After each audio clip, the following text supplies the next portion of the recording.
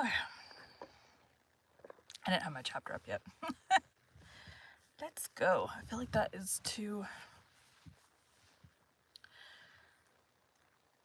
We are not on a microphone right now. It is not recording nothing. There it is. Okay. Today we'll be continuing Pride and Prejudice by Jane Austen. Chapter 5.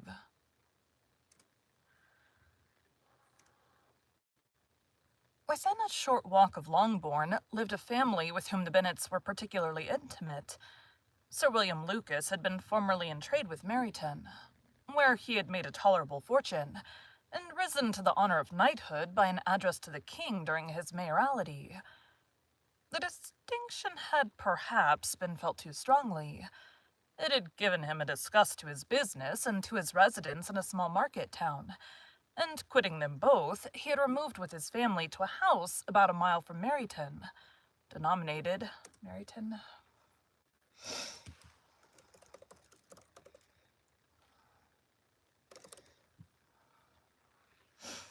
I feel like that's right, but we'll check.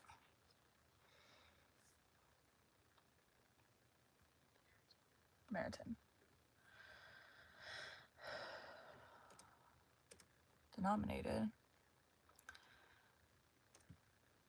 Denominated from that period Lucas Lodge, where he could think with pleasure of his own importance, and unshackled by business, occupy himself solely in being civil to all the world. For though elated by his rank, it did not render him supercilious. On the contrary, he was all attention to everybody. By nature inoffensive, friendly, and obliging. His presentation at St. James's had made him courteous. Lady Lucas was a very good kind of woman,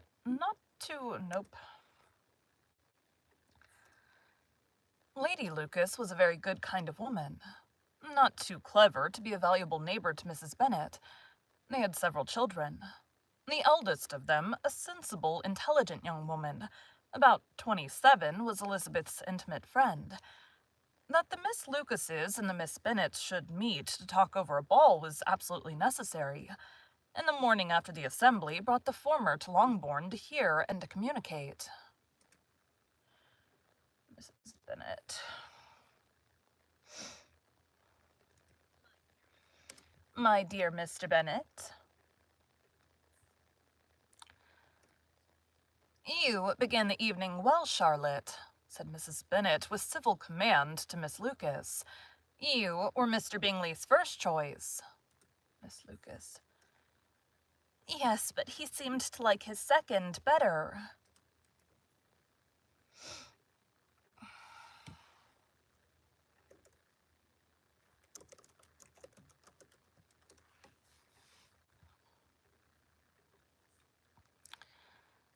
Oh, you mean Jane, I suppose, because he danced with her twice. To be sure, that did seem as if he admired her.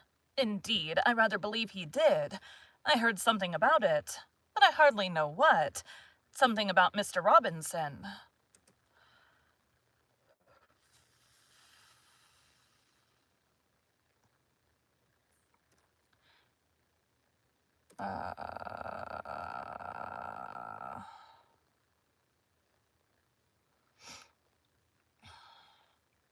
Who's talking? Perhaps you mean what I overheard between him and Mr. Robinson. Did not I mention it to you? Mr. Robinson's asking him how he liked our Meryton assemblies, and whether he did not think they were a great many pretty... I think this is all the mom.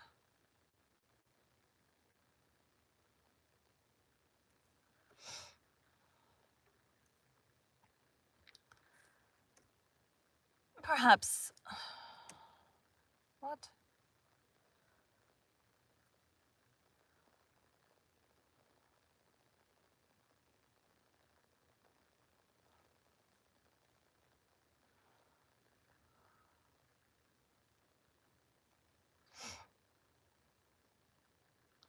I don't know who's talking.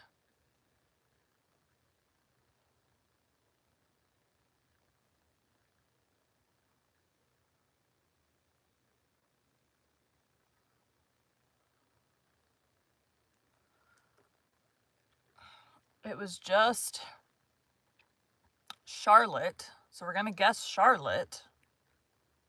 To be sure, that did seem as if he admired her. Indeed, I rather believe he did. I heard something about it, but I hardly know what. Something about Mr. Robinson.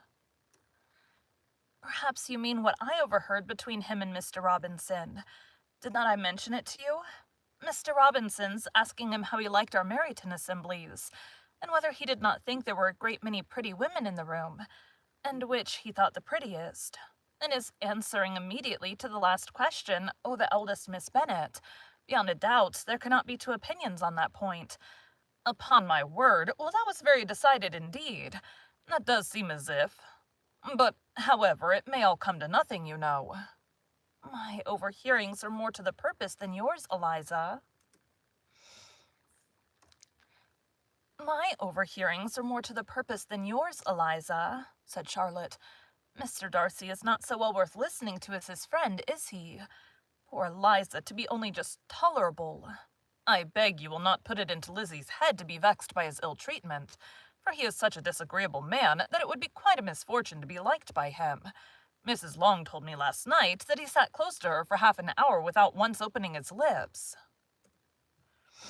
Jane. He is just what... And now there's a truck revving its engine, so we're gonna wait for that to stop. He is just what...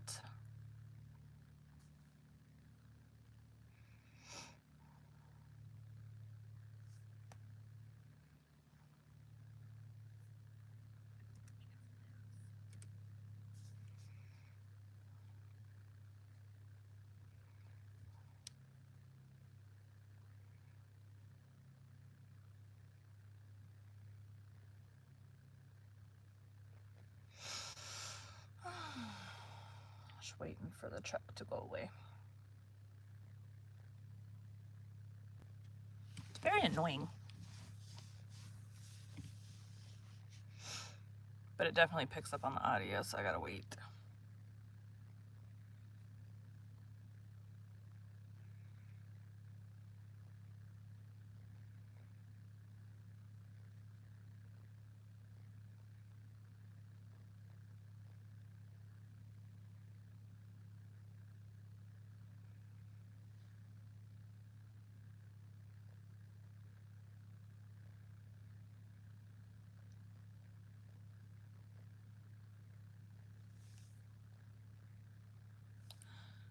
Just a waiting.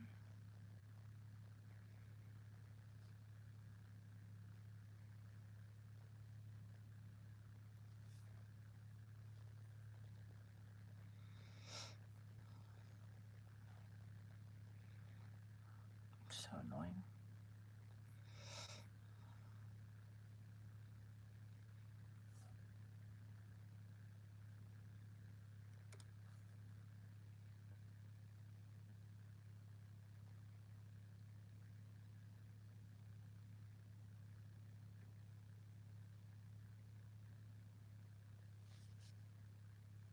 I don't know what they're doing. Just idling in front of my house.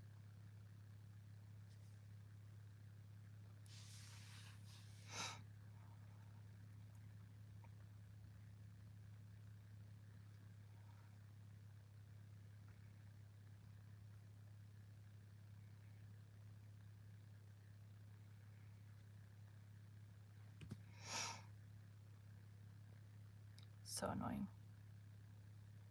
By the time you guys see this, my announcement will have gone out. I am doing, after Pride and Prejudice, we are going to be doing Les Miserables, which is 365 chapters. So that is a full year of that book. I'm really excited though. I think it'll be fun.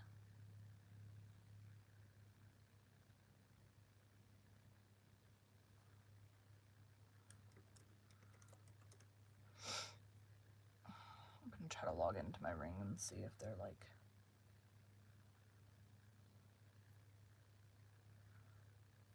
doing something. I don't know.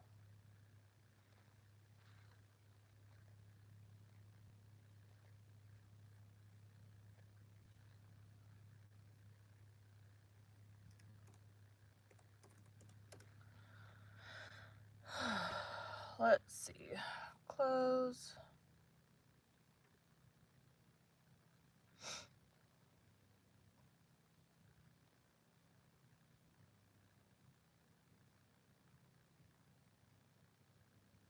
Whatever it is outside the view of my camera.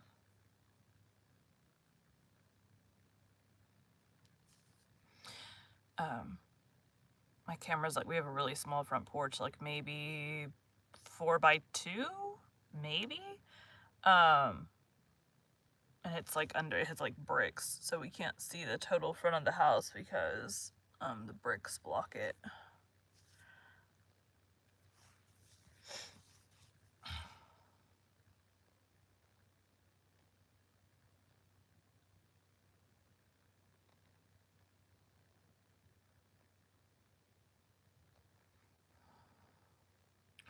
This is annoying. I already got in here late today. And now I have to wait for this stupid thing to go away.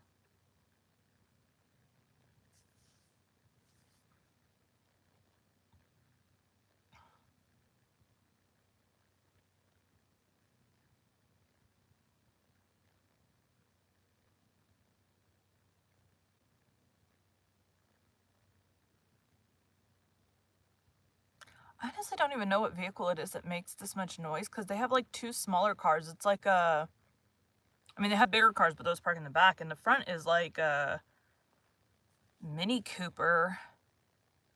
I don't know what the other one is, but it's about the same size as a Mini Cooper. I have no idea why one is so loud. I can hear it inside my house. The wall to that side of me is, there's the booth wall, and then it's a wall with like window. That's why I can hear. My walls unfortunately are not soundproof. They are sound resistant. So louder noises do get through, like airplanes and cop sirens and loud rumbling cars that just idle in front of my house for no reason.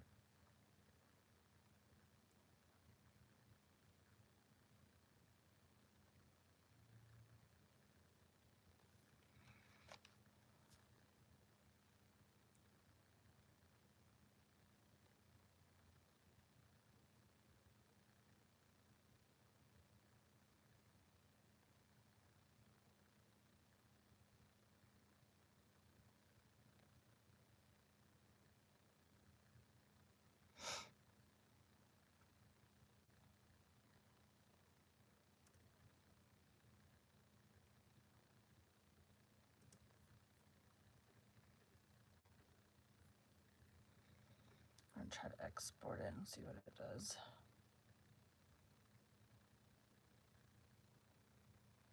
Pretty sure it's gonna leave a low hum on the audio though.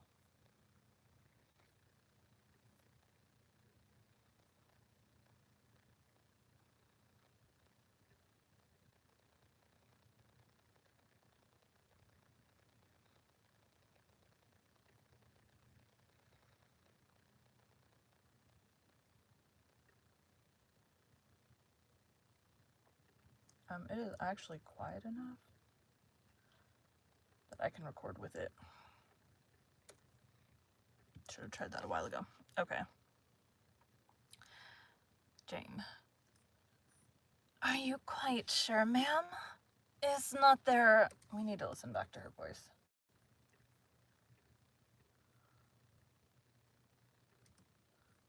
He is just... Are you quite sure, ma'am? Is not there a little mistake? Said Jane. I certainly saw Mr. Darcy speaking to her. Then he was talking before this.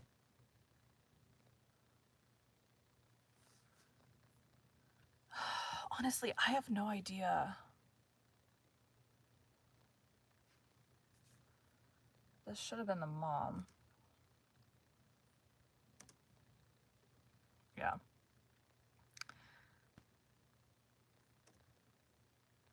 Because she asked him at last how he liked Netherfield, and he could not help answering her, but she said he seemed very angry at being spoke to.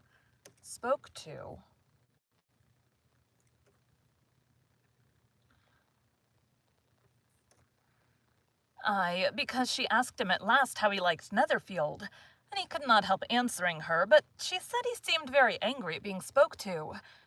Miss Bingley told me, said Jane, that he never speaks much unless among his intimate acquaintance. With them, he is remarkably agreeable. I do not believe a word of it, my dear. If he had been so very agreeable, he would have talked to Mrs. Long, but I can guess how it was. Everybody says that he is eat up with pride, and I dare say he had heard somehow that Mrs. Long does not keep a carriage, and had to come to the ball in a hack chaise. And had to come to the ball in a hack chaise. And had to come to the ball in a hack chaise. Miss Lucas.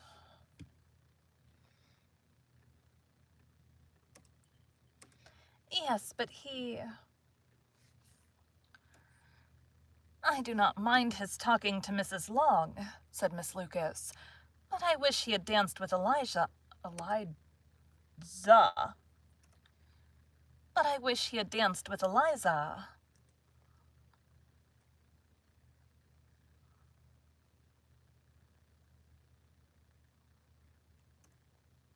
Another time, Lizzie, said her mother.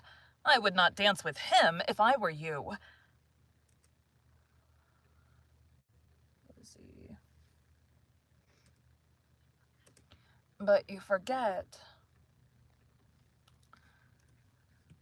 I believe, ma'am, I may safely promise you never to dance with him.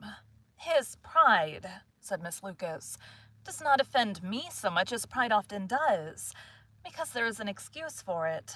One cannot wonder that so very fine a young man, with family, fortune, everything in his favor, should think highly of himself. If I may so express it, he has a right to be proud.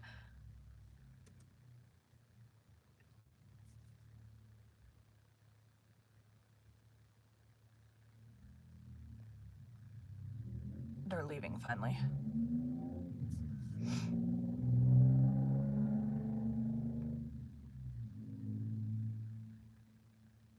Very loudly.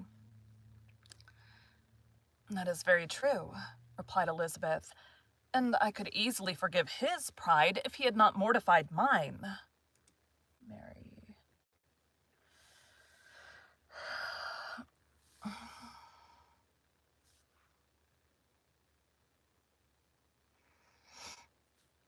All right, so we have, it's Eliza Bennet. Eliza, and Miss Lucas is Charlotte. Pretty sure.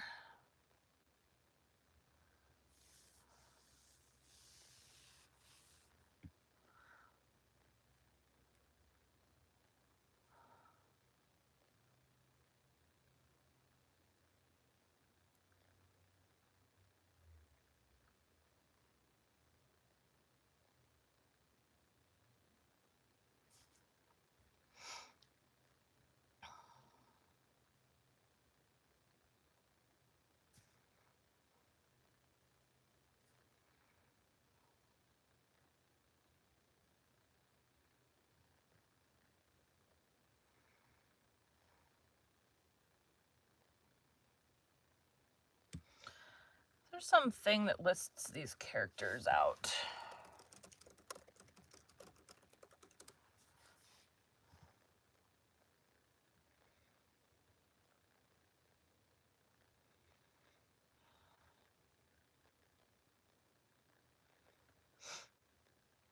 Mr. Bennet, Mrs. Bennet, Lydia, Charlotte Lucas is Miss Lucas, George, Mr. Collins, Miss Bingley,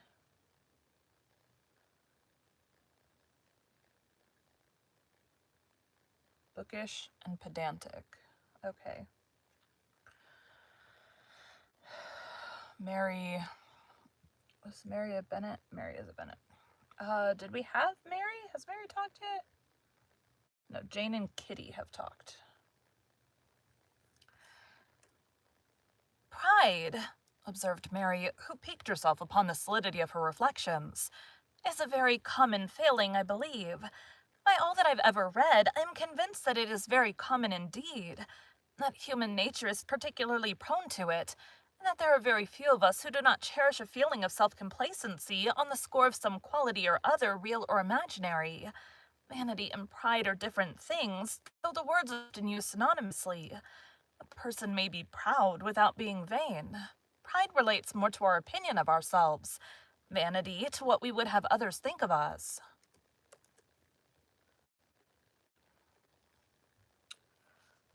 Mary.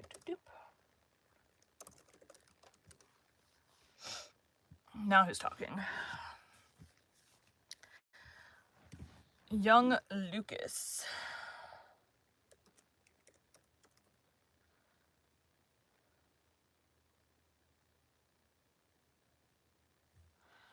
Got a young Lucas who came with his sisters.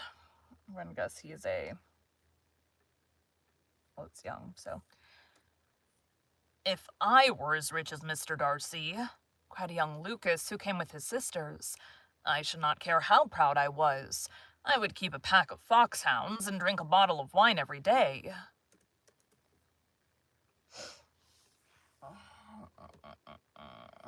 Young Lucas. Every day. Then you would drink a great deal more than you ought, said Mrs. Bennet. And if I were to see you at it, I should take away your bottle directly. The boy protested that she should not. She continued to declare that she would, and the argument ended only with the visit. Thank you for joining Bite at a Time Books today, while we read a bite of one of your favorite classics. Again, my name is... I almost said prologue.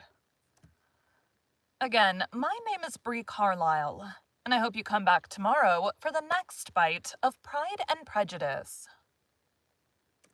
Why prologue? No idea. No idea. Anyways, thanks, guys.